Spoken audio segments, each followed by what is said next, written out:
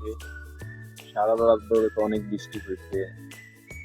কেন জানিস, রাতে জানালাটা অফ করতে ভুলে গেছিলাম। সকালে দেখি বৃষ্টি এদিকে পানির ছিটে গুলো আসতেছে, পরক্ষণে ঘুম ভেঙে যায়। তখন কি আর করার, 6টার দিকে ঘুম থেকে উঠে গেছি। উঠে বাইরের যে একটা পরিবেশ, সেটা হচ্ছে আসলে খুবই কুল, মানে দেখে খুবই ভালো লাগতেছে।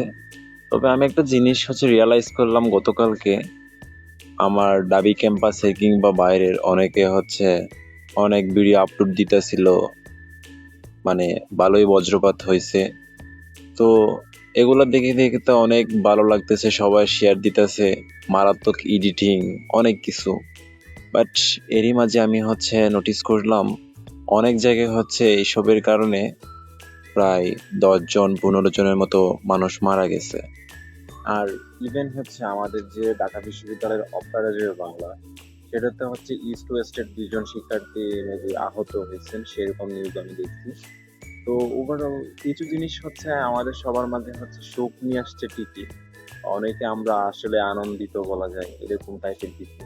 বাট অ্যাকচুয়ালি অনেকের আবার সেটা দুঃখের বিষয়, মানে কারো বসন্ত আর কারো দুঃখের দিন, এরকম একটা অবস্থা।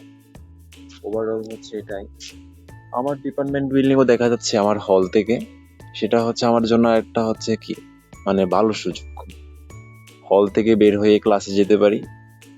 এই যাক, সকাল সকাল উঠে খুবই ভালো লাগতেছে। আই উইশ আমি যদি এরকম প্রতিদিন উঠতে পারতাম, বা প্রতিদিন যদি সকাল সকাল উঠে যদি নিজেকে একটু টাইম দিতে পারতাম, বিষয়টা কত যে মানে হেল্পফুল হতো সেটা নিজেই বুঝতেছি। বাট কিছু জিনিস থাকে না, আমি জানার পরও করতে পারি না, এর মধ্যে এটা একটা, এই আর কি।